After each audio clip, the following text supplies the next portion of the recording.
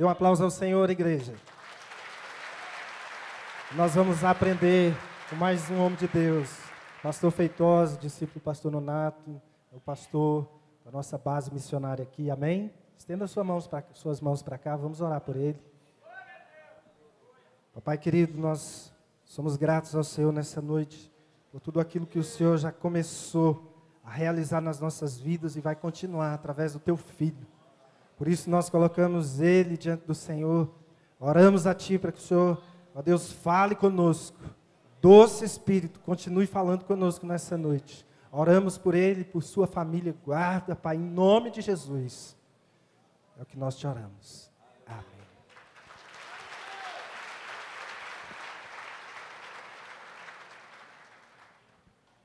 Graça e paz, povo de Deus. Aleluia. Pode sentar. Aleluia. Glória a Deus. Nós estamos na bigorna. E eu creio que Deus já começou a acender o fogo. E esses dias, cada homem que chegar aqui, dando testemunho, palavra, louvor, será lenha nesse fogo para trazer maleabilidade ao aço que é você, para mudar o seu caráter, para trazer estruturas novas na sua vida. E nós queremos compartilhar nessa noite algo que Deus tem feito na minha própria vida.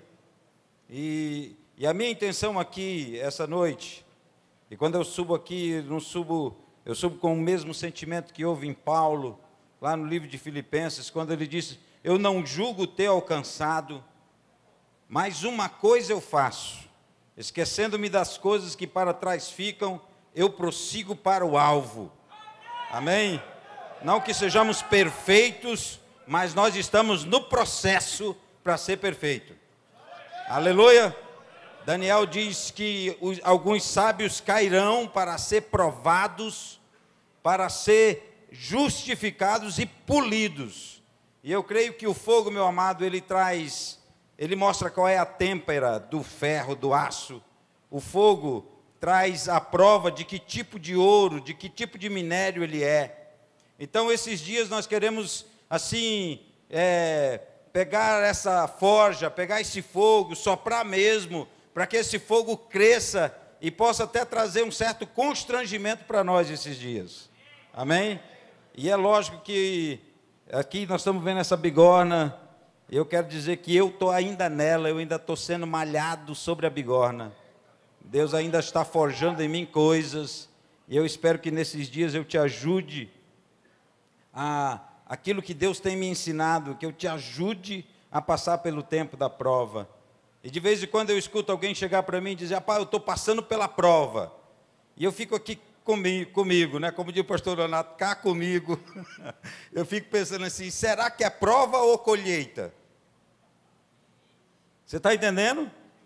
Às vezes eu vejo pessoas dizendo assim, eu estou passando pela prova. E eu fico comigo, porque quando alguma coisa acontece comigo, a primeira coisa que eu pergunto para mim mesmo é se isso está sendo uma prova ou se isso está sendo uma colheita. Porque a Bíblia deixa muito claro, e o tempo é agora, porque o João Batista disse que o machado já está lançado à árvore. Ou seja, que o tempo chegou, o tempo é agora. Então, se você era menino, chegou o tempo de ser homem agora. Amém? O que nós queremos nesses dias é que você deixe de ser menino e passe a ser homem. Amém? E você sabe qual é a principal diferença de menino para homem? A principal diferença de menino para homem é que menino dá desculpas. Homem, ele encara.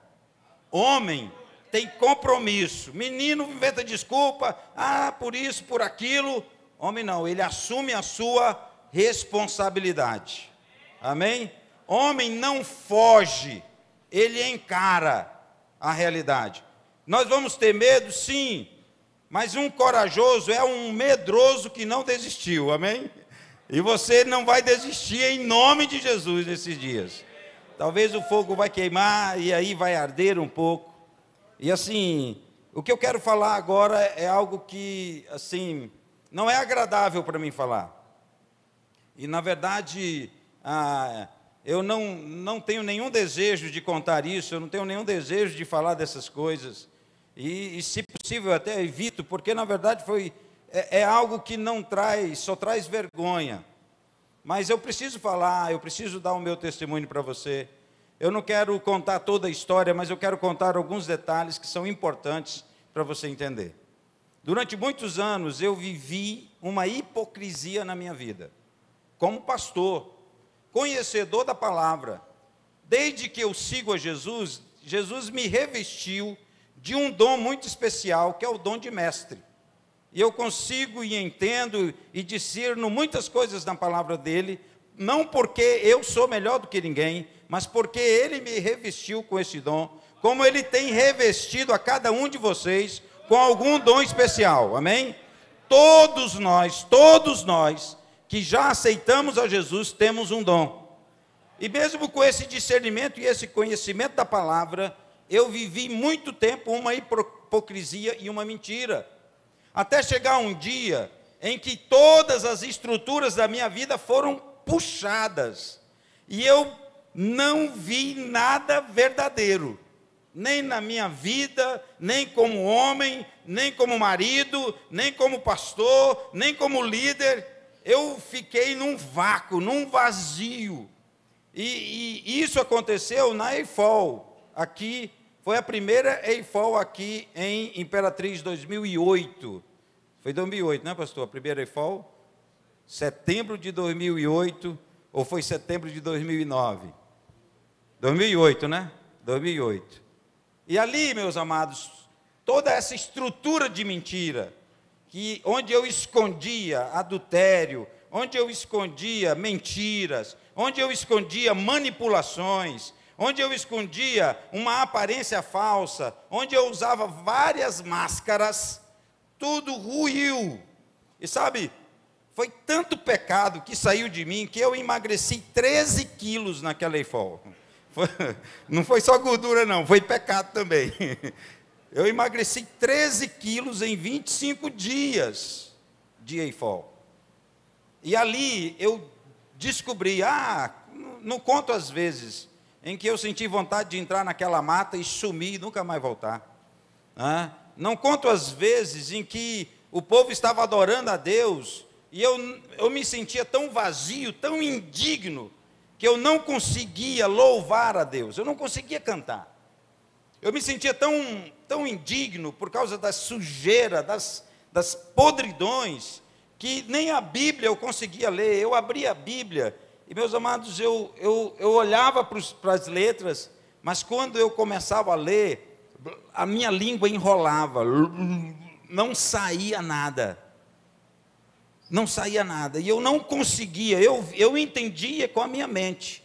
Obrigado, pastor. Eu entendia com a minha mente, mas eu não conseguia verbalizar nada. E foram dias tentando ler a Bíblia, embora eu entendesse aqui, e cada vez que eu entendia, doía mais em mim, eu não conseguia pronunciar nada.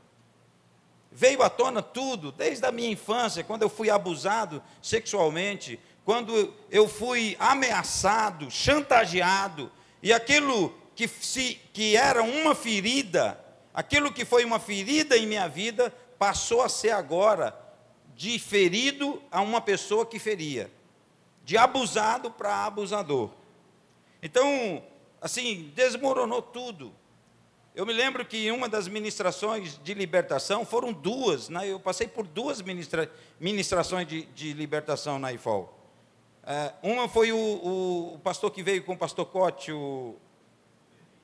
não, Levi não, o da oficina da alma, Mirinaldo. E a outra foi com o pastor Paulo Silas. Foram duas libertações. E eu me lembro que uma deles, eles perguntavam a mim, quem é você? E na outra perguntou, o que significa ser pai? Meus irmãos, a minha mente foi um branco, um branco. Eu não achei nada, nem para definir quem eu era, e nem para definir o que era pai. Então, um vazio tremendo, um distanciamento tremendo, um isolamento tremendo. E por isso eu não conseguia reagir. E naqueles 25 dias, foram uns 25 dias de tortura, de pancada, assim, tirando lasca, tirando, assim, parte de mim mesmo, fisicamente, mas espiritualmente, emocionalmente, não tinha mais o que tirar. E quando eu estava desesperado, logo nos primeiros dias, desesperado, sem conseguir até perdoar quem tinha sido meu abusador, eu senti só um alívio naqueles dias. Um momento em que o pastor Nonato me chamou, me levou ali para a área em frente à capela, em frente aos dormitórios, entre o templo e os dormitórios. E ele começou, e eu comecei a pôr para fora algumas coisas, e falando do abuso que eu tinha sofrido, e vinha passando por ali o pastor Ezi. E o pastor Nonato chamou o pastor Ezi e disse assim: esse homem precisa liberar um perdão, dê um abraço nele.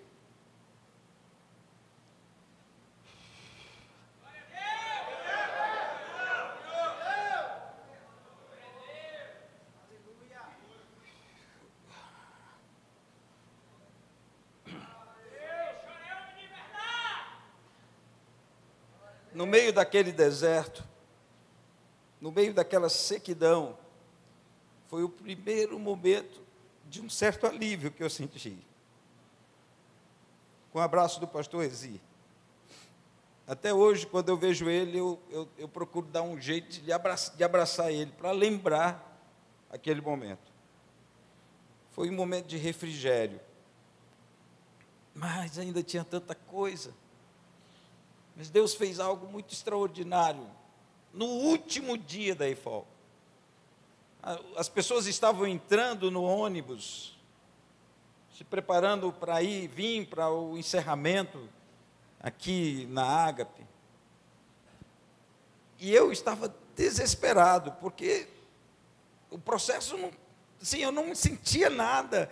Eu sentia ainda desejo de sumir, de morrer. O que eu queria era morrer.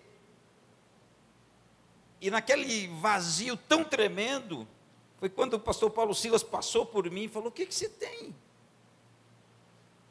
E ele só falou isso, eu comecei a chorar. Então ele pegou umas 4, 5 pessoas e ministraram em mim novamente. E foi ali que eu senti Deus me amando. Eu senti que eu podia ser de novo um filho. Que eu podia chamá-lo de pai.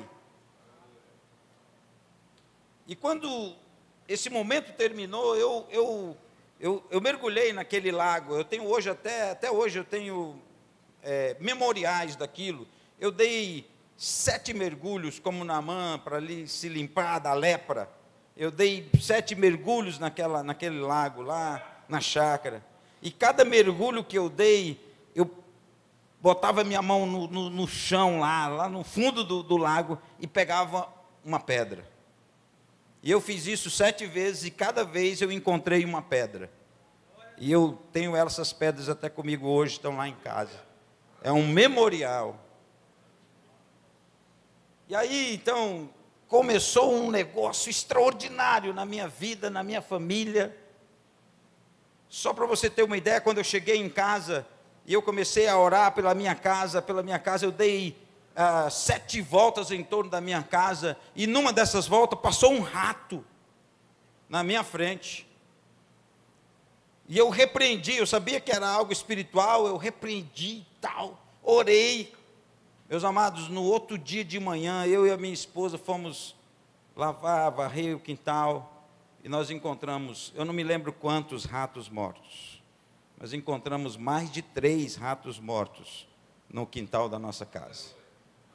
E eu entendi que Deus estava dizendo: eu vou tirar os ratos daqui. Eu vou tirar os ratos. E aí eu fiz uma oração que foi uma das mais difíceis que eu já fiz na minha vida. O pastor Nonato me ensinou essa oração. E ele disse assim: peça a Deus que só lhe dê aquilo que vem do céu. E eu não tinha nada.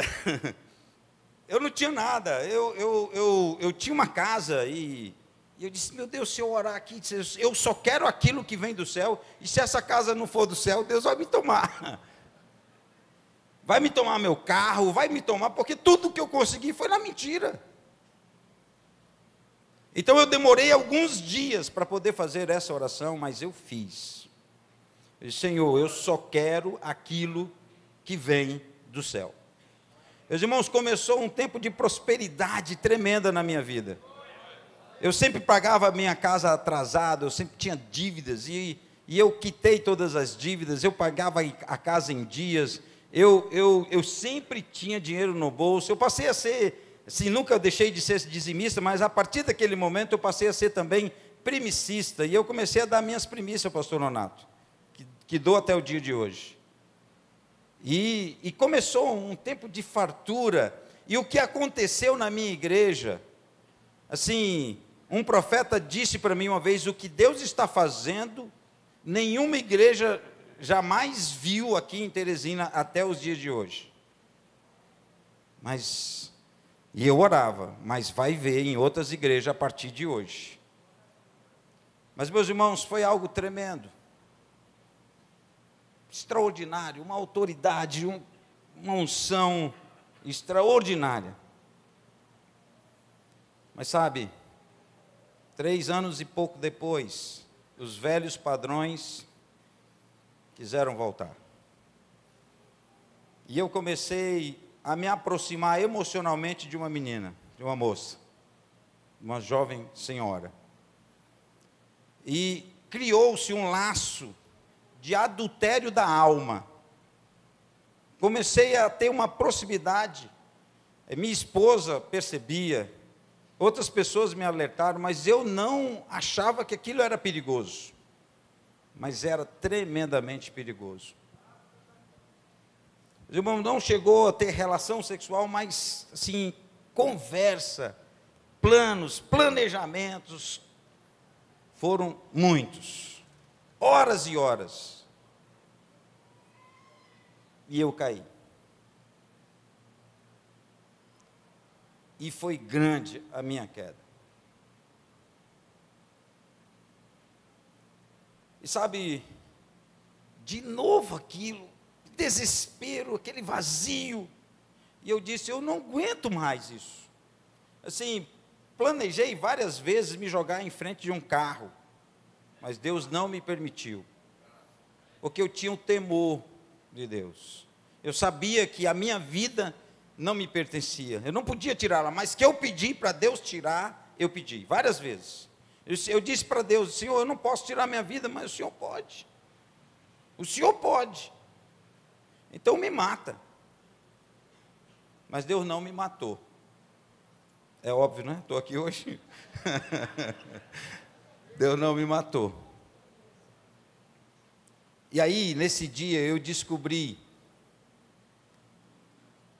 que manter o caráter é difícil, mas recuperar o caráter é mais difícil ainda.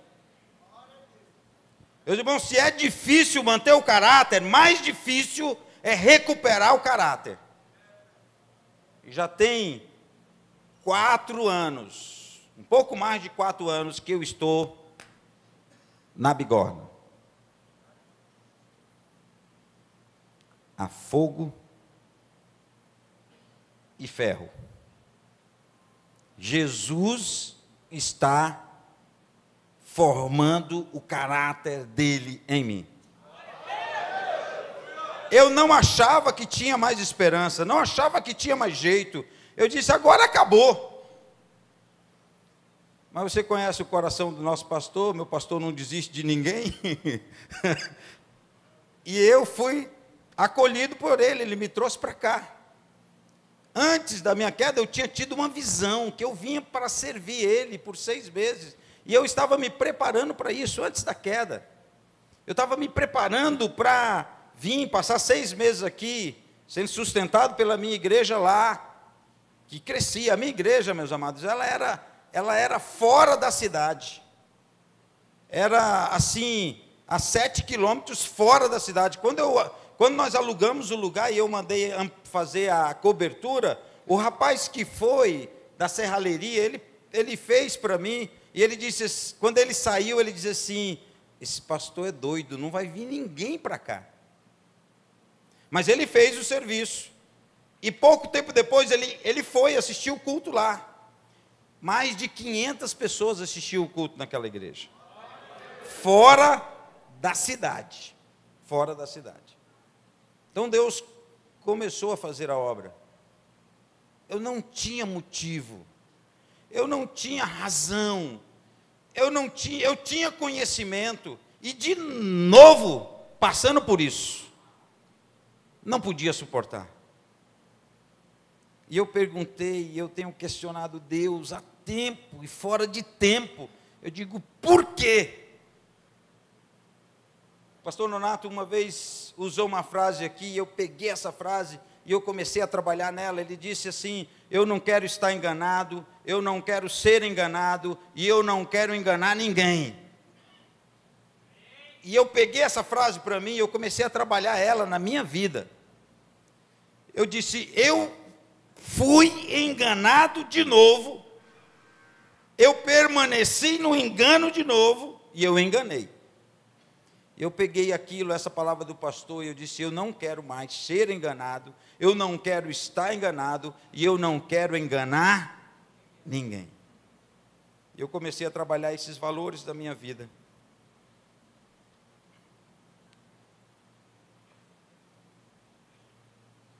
Para vencer esses hábitos antigos. E aí eu descobri outra coisa.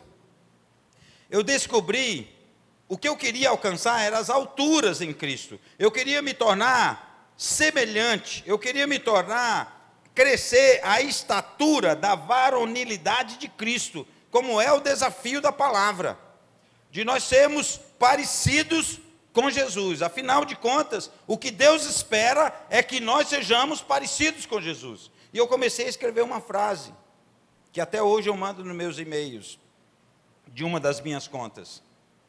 Um filho procurando imitar o pai. Um filho procurando imitar o pai. Mas eu estou lutando para daqui a algum tempo eu poder escrever assim. Um filho imitando o pai. Amém? Percebeu a diferença? Hoje eu estou procurando imitar. Mas eu quero escrever daqui a algum tempo, e não é muito longe daqui, um filho imitando o pai.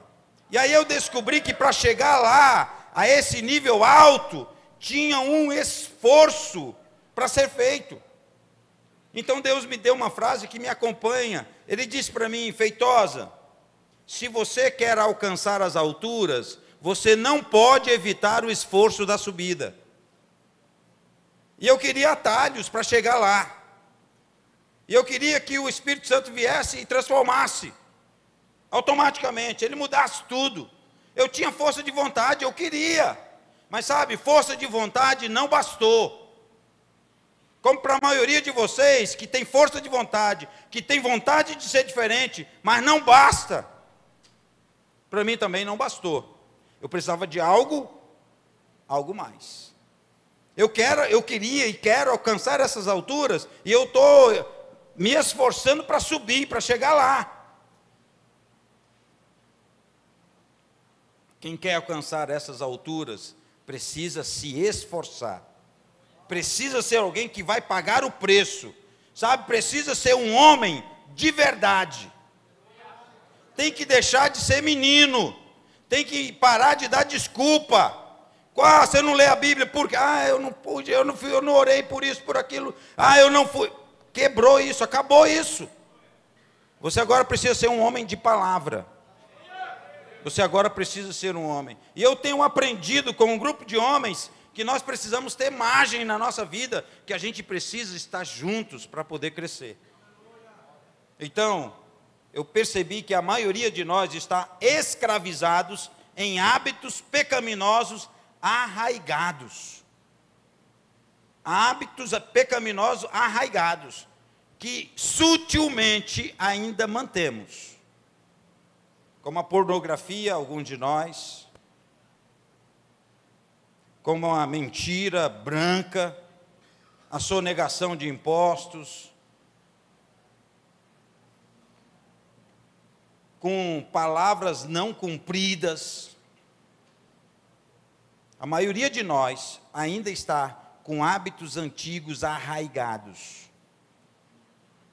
E uma hora, mais cedo ou mais tarde, essa semente maligna vai brotar. Por isso ela precisa ser arrancada. Eis aqui o Cordeiro de Deus que tira, que arranca o pecado do coração do homem. É a Ele que nós devemos seguir. E desse dia em diante eu decidi que eu não tenho um lugar para ir, eu tenho uma pessoa para seguir. O meu coração não está interessado em um lugar, o meu coração está interessado em uma pessoa, e essa pessoa se chama Jesus Cristo, Filho de Deus, Jesus de Nazaré. Aonde Ele for, eu vou. Eu tenho o mesmo sentimento que Ruth teve com Noemi. Aonde quer que tu fores, irei eu. Essa é a palavra que eu tenho repetido esse ano para Jesus. Eu não tenho um lugar, eu tenho uma pessoa. É Jesus. Se Ele for, eu vou. Para onde Ele for, eu vou. A minha aliança não é na alma, porque a aliança da alma eu já tive. A aliança da alma é quando você segue a Jesus, quando tudo está bem, quando você tem promessas enormes.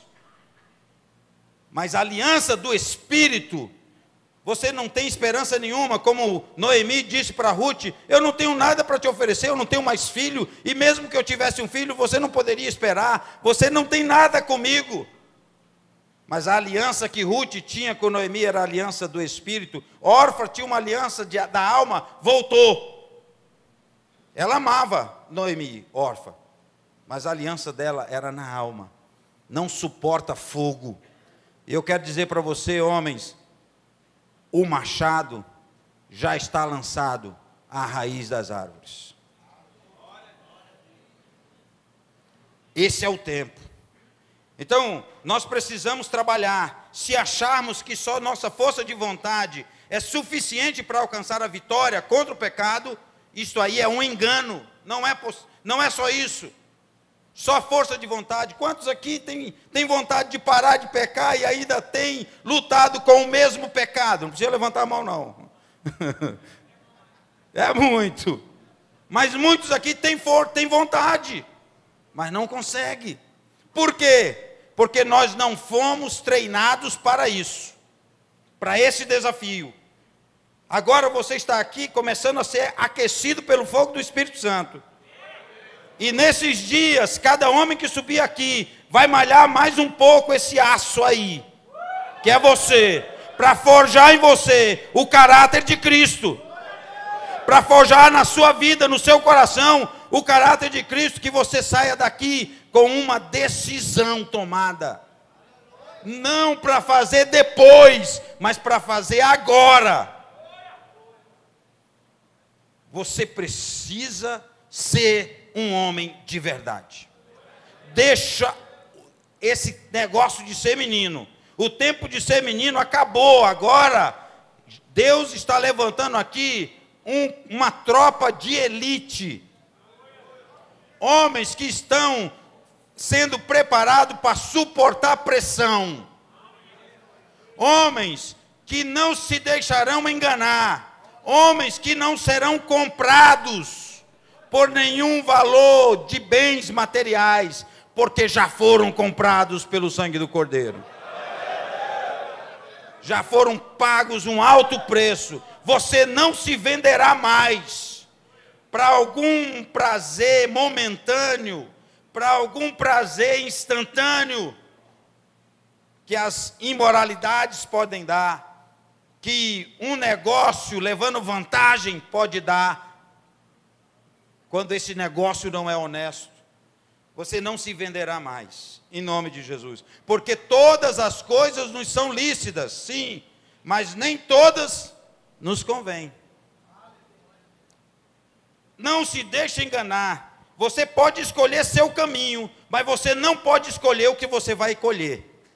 Você pode escolher o caminho que vai caminhar, mas eu posso lhe garantir que você não tem como escolher o que você vai colher. Então nós precisamos saber que caminho estamos seguindo.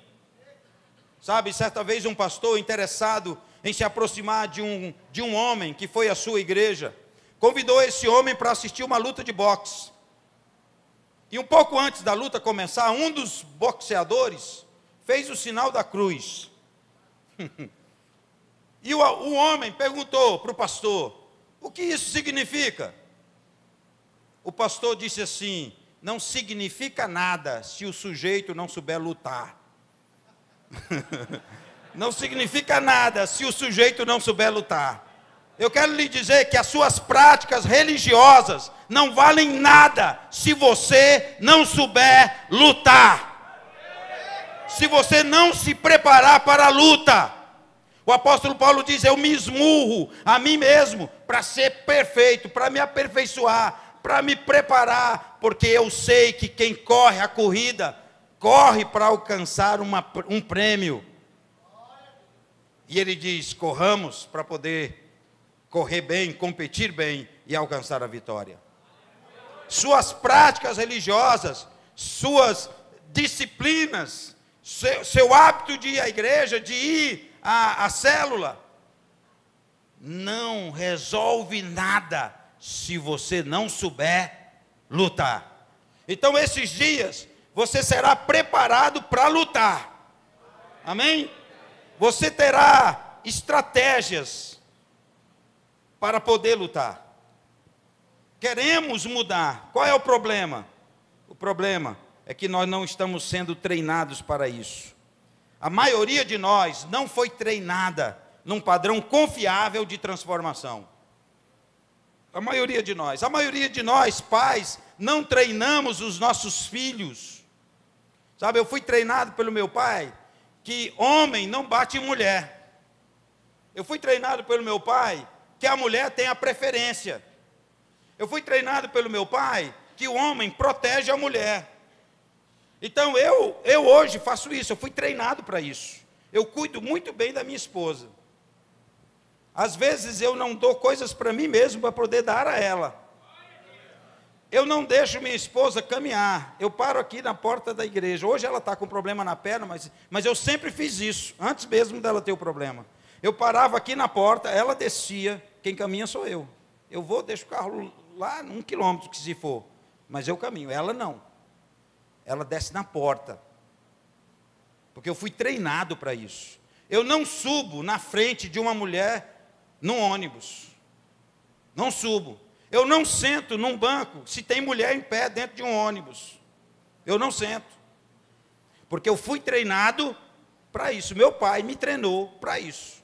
Então eu cuido muito bem da minha esposa, cuido muito bem das minhas filhas, cuidava muito bem da minha mãe.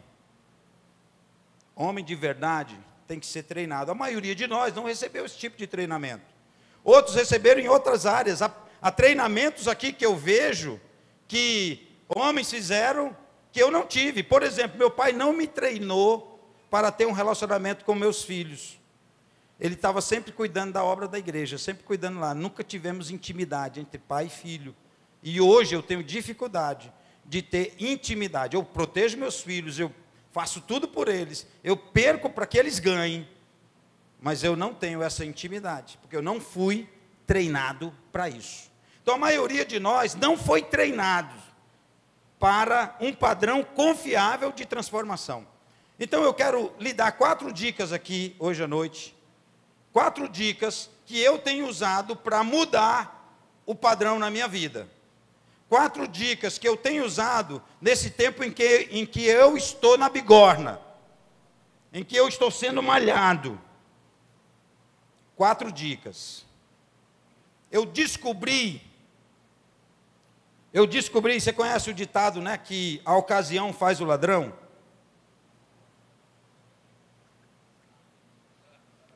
E eu descobri que a ocasião não faz o homem. A ocasião revela que tipo de homem ele é. Ok? Então, você não pode dizer para mim: ah, mas o senhor não passou pelas circunstâncias que eu passei. Não importa as circunstâncias. Não importa as coisas ao seu redor. Elas só servem para mostrar que tipo de homem você é. Ok? Então nós precisamos entender isso. Se queremos ser homens de verdade, precisamos pagar um preço. Não dá para ser homem de verdade somente desejando. Não dá para ser homem de verdade somente esperando que um anjo desça e faça isso por nós. Não, nós precisamos caminhar. Nós precisamos fazer a nossa parte. A sua têmpera vai ser provada esses dias. Que tipo de aço você é?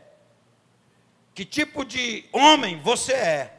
Porque você está sendo desafiado hoje à noite a mudar o seu padrão, mudar a sua forma de pensar, para pensar numa maneira nova, extraordinária. Então a primeira coisa que eu quero lhe sugerir é que você precisa mudar o seu modo de pensar. Mudança de mentalidade. É a primeira coisa que eu tenho buscado. As minhas narrativas, as minhas ideias sobre o mundo, sobre as pessoas e sobre as coisas, eu estou trocando pelas narrativas de Jesus, pela forma como Jesus vê. A minha mudança de mente precisa acontecer. É o que a Bíblia chama de metanoia, nós chamamos de arrependimento. O arrependimento, meus amados, é o primeiro passo para uma transformação. Esse arrependimento quer dizer mudança de mente, mudança na forma de pensar. Jesus disse assim: conhecereis a verdade, e a verdade, a chave então, meus amados, é adotar essa verdade que é Jesus, o conhecimento dele. A verdade em si só não pode fazer nada se você não tiver um relacionamento com ela, com ele. Jesus é a verdade. Então eu preciso mudar a minha forma de pensar pelas formas de Jesus. Se você não está atraindo o que Jesus atraía, se você não está amando o que Jesus amava, se você não está fazendo o que Jesus fazia, desconfie que a sua mensagem é diferente da mensagem de Jesus. Você precisa ter a mentalidade dele. Jesus começa o seu ministério dizendo isso: mudem a sua forma de pensar, arrependei-vos, porque é chegado o reino dos céus. O apóstolo Paulo, escrevendo aos Romanos, capítulo 12, versículo 1 e 2, ele diz: rogo os irmãos que apresenteis o vosso corpo por sacrifício vivo, santo e agradável a Deus, que é o vosso culto racional. E não vos conformeis com este mundo, mas transformai-vos pela renovação do vosso entendimento, em algumas versões da vossa mente, para que possais experimentar qual seja a boa, agradável e perfeita vontade de Deus. Então nós precisamos tirar as nossas próprias narrativas e começar a pegar as narrativas de Deus, de Jesus. Nós precisamos conhecer o Deus que Jesus conhece. Nós precisamos seguir os passos que Jesus seguia. O apóstolo Paulo, escrevendo aos Colossenses capítulo 3, versículo 2, ele diz: pensai nas coisas que são do alto. E no versículo 3, ele dá uma dica, ele diz: porque nós morremos. Repita comigo: nós morremos. Diga de novo: nós morremos. E sabe, tem muito homem aí, como uma galinha que está com o pescoço quebrado, fica esperneando e não morre. Fica esperneando e não morre. E eu quero lhe dizer: morre logo, desgraçado. Porque quando você morrer, algo extraordinário vai acontecer. Sabe, você em Cristo, você é salvo. Cristo em você, você é santo. Então você precisa agora, Cristo em você. O apóstolo Paulo, escrevendo aos Gálatas, capítulo 2, versículo 20, ele diz: eu estou crucificado com Cristo, e agora já não vivo mais eu, mas Cristo vive em mim. E essa vida que eu agora vivo pela fé, eu a vivo na fé do Filho de Deus, que me amou e se entregou por mim. Então você tem que morrer. E eu tenho descoberto que santidade, meu amado, não é espiritualidade. Santidade é o resultado visível das disciplinas espirituais. Santidade é visível. Santidade não é transcendente, não é espiritual, não. Se você diz que é santo, se você diz que está em santidade, mas isso não é visível, isso não é santidade, é engano, é hipocrisia. Santidade tem que ser visível, resultado visível das disciplinas espirituais. Você está morto, já não vive mais, mas é Cristo que vive em você. Como tem sido difícil para mim essa parte, eu não viver mais. E aí eu tenho um acordo com os homens que andam comigo, eu tenho um acordo baseado em Jó 31:31, ele diz assim: eu fiz um acordo com os meus olhos de não olhar com cobiça para as moças. Não sei você, mas tem sido uma luta para mim. Principalmente com as mulheres hoje estão vestidas com vestido a vácuo, né? Passa aquela marca de vácuo e fica tudo grudado, decotes grandes. E eu passo várias vezes dizendo esse versículo: fiz um acordo com os meus olhos de não olhar com cobiça para as moças. Pastores, temos que ensinar nossas ovelhas. Ensine as mulheres para que essas mulheres ensinem as moças. Há um novo jeito de se vestir. Há uma nova maneira de se comportar. A maneira dos filhos de Deus. Aleluia. Nós precisamos trabalhar com nossas esposas. Sabe, de vez em quando minha esposa veste uma roupa e ela chega para mim e diz: e aí, tá bom? Tá decente? Às vezes um decote maior. Meus amados, nós temos que ajudar os homens a não pecar. Bem? E nós precisamos ensinar nossas mulheres. Primeira coisa, mude a sua forma de pensar. Se você está tornando comum o que Deus não considera comum, se você está tornando aceitável o que Deus não torna aceitável, a sua mentalidade é diferente da de Deus. A mente de Cristo está aí, mas não está ativa, e precisa ser ativa. Põe a mão na sua mente e diz: Senhor, ativa a minha mente. Eu quero ter a mente de Cristo, porque eu já tenho. E eu quero ativar, em nome de Jesus. Amém? Meus irmãos, a bigorna já está aqui, o fogo já está aceso. Você entra no fogo se quiser, para ser malhado, para ser provado, para conhecer a sua têmpera, saber se você é homem ou se é menino. E eu espero que você pare de inventar desculpas. E você comece a assumir responsabilidades. Segunda coisa que eu entendo, que nós precisamos, vamos correr nosso tempo. Segunda coisa, disciplinas espirituais. Está tranquilo, né, pastor? Disciplinas espirituais. Nós precisamos ter disciplinas espirituais. Um dos melhores livros que eu conheço sobre isso é A Celebração da Disciplina, de Richard Foster. A celebração da disciplina. Ele descreve 12 disciplinas que todo discípulo precisa ter na sua vida. E ali estão muitas das disciplinas que nós pregamos aqui na igreja, como a confissão, andar na luz, né? O jejum, a oração, muitas disciplinas que nós ensinamos aqui. E você precisa ter disciplinas. A porta da liberdade, a disciplina é a porta da liberdade para os padrões antigos, para os padrões arraigados.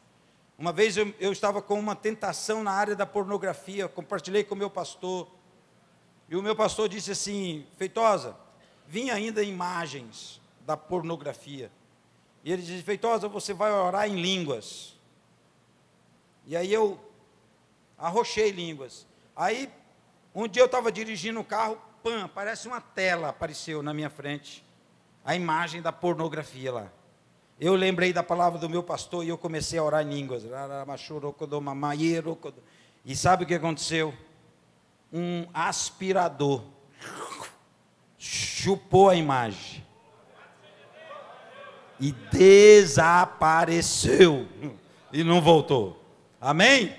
Então, meus amados, nós precisamos desenvolver disciplinas que vão arrancar os padrões antigos arraigados. Vai vencer esse seu autointeresse pela gratificação instantânea. Você não vai querer receber recompensa rápido, você vai receber no tempo certo. Vai fazer você vencer o medo. As disciplinas espirituais levam você adiante de Deus, levam você diante de Deus, para que Deus possa transformá-lo. O jejum, a oração, a leitura da palavra. Você precisa ter disciplinas espirituais. A falta dessas disciplinas vai gerar no homem orgulho e medo. Por isso o apóstolo Paulo diz: eu exerço essas disciplinas na minha vida. Eu tenho um treinamento para a minha alma. Eu estou trabalhando para mudar a minha maneira de viver. Você precisa trabalhar para mudar a sua maneira de viver. Eu estou mudando meu tempo com o WhatsApp. Eu estou começando a ter padrões. Eu já não sou muito bom de WhatsApp, mas ele ocupa muito tempo ainda. E eu preciso deixar apenas algumas horas, poucas horas para o WhatsApp, para responder. Nós precisamos ter disciplina. Qual é o seu horário para ler a Bíblia? Você já leu a Bíblia toda esse ano? Você precisa forjar o seu caráter. E não é de graça. Diga comigo, tem um preço. Diga comigo, tem um preço. Sabe, Jesus, quando falou sobre o desejo de alguém seguir a Ele como discípulo, Ele disse: olha, se você não renunciar a tudo quanto tem, não pode ser meu discípulo. Quanto é tudo? Quanto é tudo? É tudo. Sobra alguma coisa? Não, é tudo. Ele fala: se alguém vai construir uma torre, calcule bem. Se alguém vai para a guerra, calcule bem. Porque há um preço a ser pago. Hebreus capítulo 12, versículo 4 diz que na nossa luta contra o pecado, ainda não resistimos até o sangue. A maioria desses homens que estão hoje aqui, ainda não aprenderam a lutar, estão se entregando muito facilmente ao pecado. Temos que aprender a lutar. Correr conforme as regras. Tem que ter disciplina espiritual, mudança de mentalidade e disciplinas espirituais, para que você comece a mudar a sua vida. Terceiro,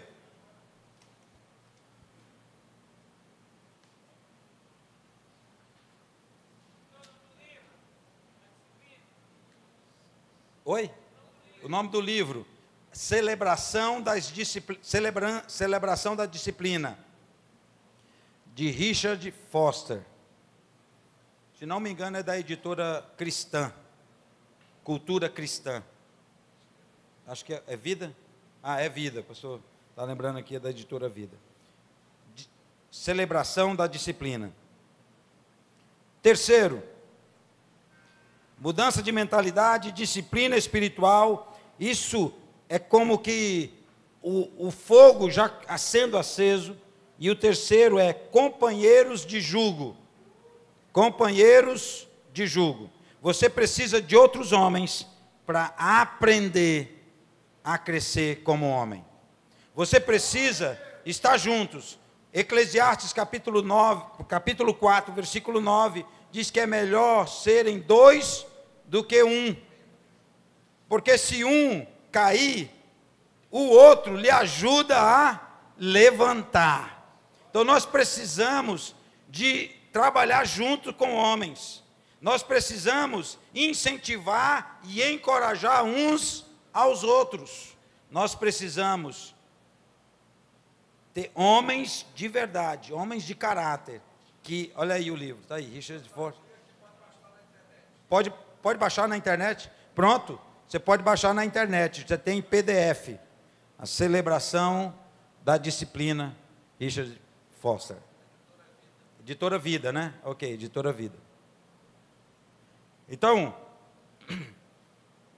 você precisa de homens que vão ajustar você, que vão prestar conta com você, que você vai ter transparência com eles, para poder abrir o coração, falar a verdade, ser confrontado. Agora não vai achar alguém assim, como é que fala? Malandro, não. Você tem que achar alguém santo, alguém mais santo que você, com mais coragem que você. Não é para um ficar lambendo a ferida do outro, é para um ficar confrontando o outro. Provérbios 27, 17 e 27, ou é 27 e 17, não me lembro. Ele diz, assim como o ferro afia um ferro, um homem afia a outro homem. Então nós precisamos de homens que tenham coragem de confrontar, que tenham coragem de cobrar, que tenham coragem de cobrar. Eu me reúno com um grupo de homens que tem esse propósito. Estamos construindo confiança para podermos chegar na hora da confrontação. Estamos construindo isso com homens, para que sejamos homens de verdade, cuidando da nossa família, cuidando, gerando a próxima geração, para que haja a próxima geração de homens confiáveis, homens de Deus. O companheiro de jugo é quando nós temos com quem prestar contas. Eu quero lhe dizer que há duas coisas que nos ajudam a andar em santidade, a vencer a tentação. Há duas coisas que você já precisa começar a fazer. Você precisa ter descanso. Se você não tem um tempo de descanso, se você não tem um dia para descansar, você é um candidato à queda. O cansaço físico torna você mais vulnerável à queda. Então você precisa ter descanso. Esses dias eu estava tão cansado que eu falei com o pessoal lá da base, eu desliguei meus celulares, eu fui para casa e eu dormi a tarde toda, sem culpa nenhuma. Eu precisava descansar. Hein? Não está fazendo nada, descansar demais, né? Descansar demais já é preguiça, já é pecado, né? Davi caiu assim, descansou demais e acabou sendo seduzido por Batseba.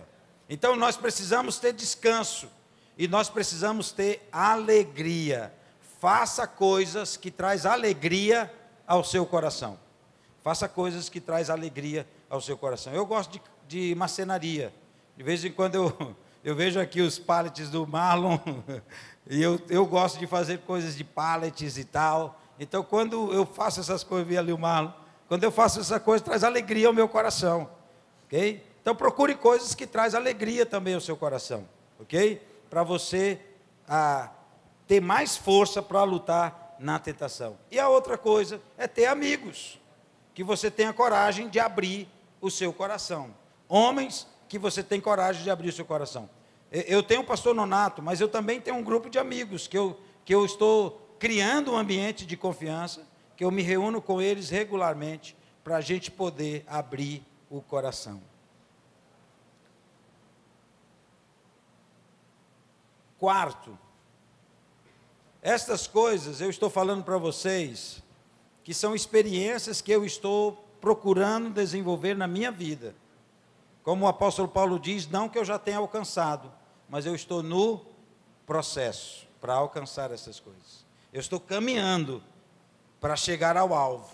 Eu tenho um alvo bem definido. Eu quero ser semelhante a Jesus. Eu quero ser semelhante a Jesus. Eu quero que as pessoas, ao olharem para mim, possam ver Jesus. Eu quero parar de esconder Jesus em mim e eu quero me esconder em Jesus. Amém?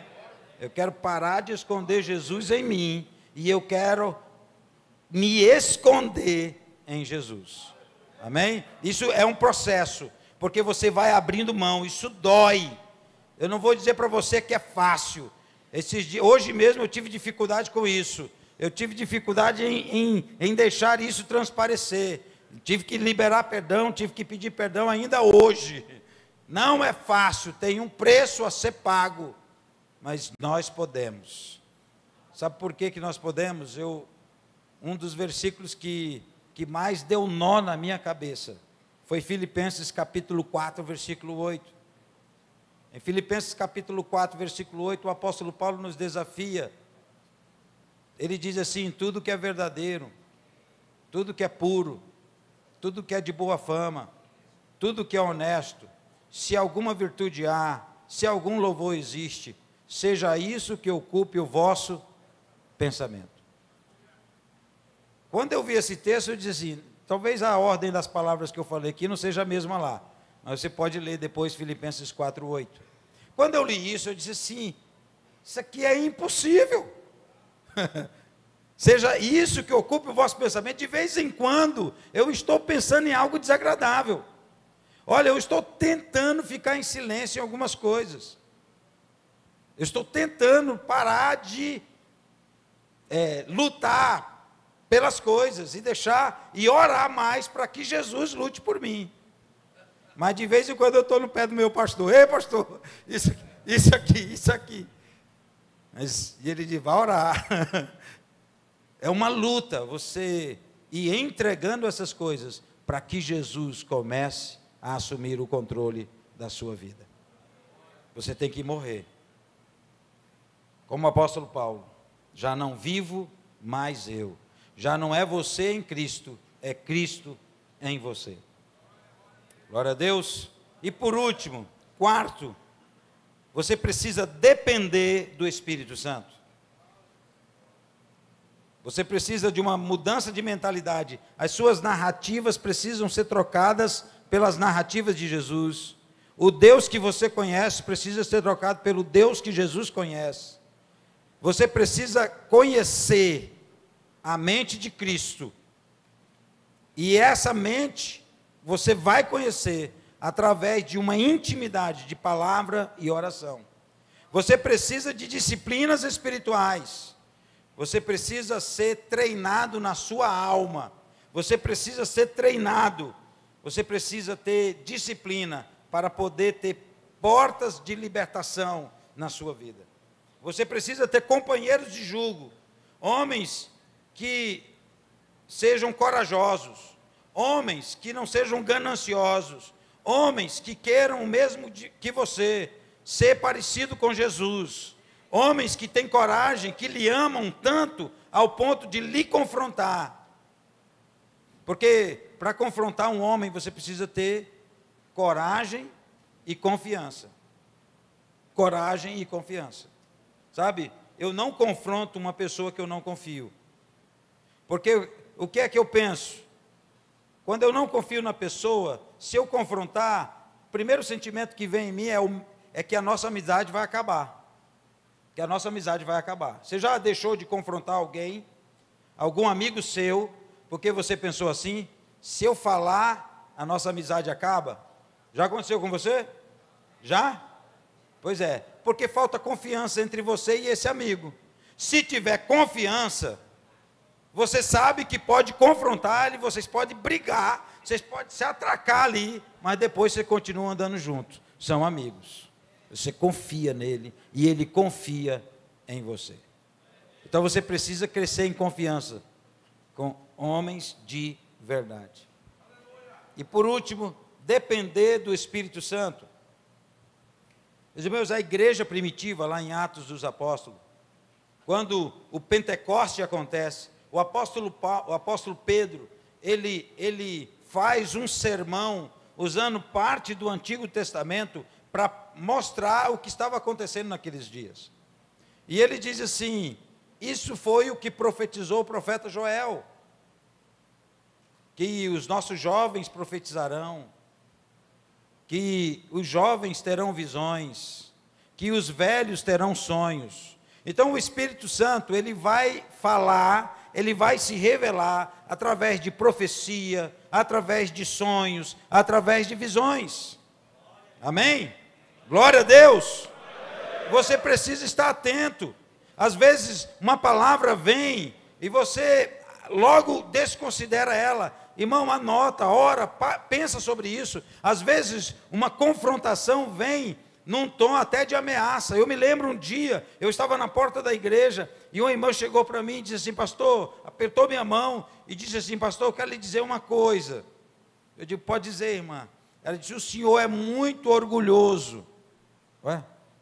Eu conhecia a figura, eu sabia da vida dela, deu vontade, eu comecei a dizer, mas aí o Espírito Santo diz: não, fica quieto, agradece. E aí eu disse: amém, irmã, obrigado. Olha, por dentro, eu vou orar por isso. E alguns dias depois eu fui para o meu tempo de solitude, fui orar, e quando eu estava orando, o Espírito Santo me deu uma visão. A visão é que eu estava dirigindo um carro, e numa autoestrada, e de repente tinha uma placa, curva acentuada à esquerda. E na visão eu diminuí a velocidade para poder fazer a curva acentuada à esquerda. Só que à medida que eu fazia a curva, ela não era tão acentuada, ela era aberta. E eu pensei assim: nem precisava diminuir para fazer a curva. E o Espírito Santo disse para mim: mas a curva estava lá. Então eu entendi que eu não tinha tanto orgulho como ela, mas o orgulho estava lá. E eu precisava tratar. Então, se eu tivesse somente rejeitado aquela palavra, eu não tinha sido ensinado pelo Espírito Santo a cuidar do orgulho, porque o orgulho é algo perigoso para nós. Meus irmãos, o pastor Nonato já disse algumas vezes, eu volto a repetir: o pecado atrasa as coisas, mas atrasa o avivamento, mas o orgulho mata o avivamento. E nós precisamos tratar disso. Então deixa o Espírito Santo lhe conduzir, em palavra, em visões, em sonhos. João capítulo 16, versículo 13, Jesus declara sobre o Espírito Santo que ele nos conduzirá em toda a verdade. O Espírito Santo de Deus, o apóstolo João, escrevendo as suas cartas, 1 João capítulo 2, versículo 20, ele diz que nós já temos a unção que vem do alto, e temos discernimento para saber todas as coisas. Essa unção é o Espírito Santo de Deus, que vai lhe dar discernimento, que vai lhe mostrar o caminho certo, que vai dizer para você, que vai mostrar para você que o que você está fazendo é errado ou certo. A sua consciência vai acusar, e quando ela acusar, se posicione. O Espírito Santo é que nos faz reconhecer que Jesus é o Senhor. Ninguém pode dizer, senão pelo Espírito, que Jesus é Curios, que Jesus é Senhor, que Jesus é o Senhor absoluto. Romanos capítulo 8, 15 diz que nós não recebemos um espírito que nos escravize para novamente temermos, mas o Espírito que nos torna filhos por adoção, pelo meio do qual clamamos: Abba, Pai. O Espírito Santo de Deus nos faz ter um relacionamento com Deus como Pai. Você é filho de Deus. Adotado, mas filho legítimo agora pelo sangue do Cordeiro. E o Espírito Santo intercede por nós, com gemidos inexprimíveis. Aleluia! São palavras que não se pode dizer, não é que não há som, só gemido, não. É no sentido de que há palavras que nós não podemos dizer, e o Espírito diz por nós.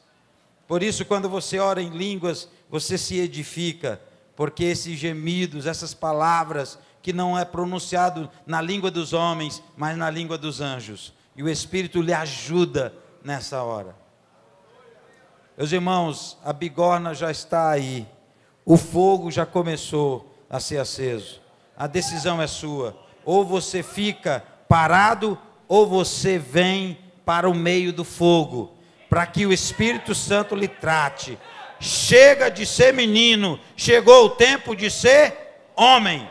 Chega de ser menino, chegou o tempo de ser homem. Amém? O machado já está lançado. E eu quero saber qual vai ser o primeiro homem. Amém? Eu quero orar por você agora, com o machado na mão. E se você tiver coragem, você vem aqui na frente. Porque o machado já está lançado. Amém?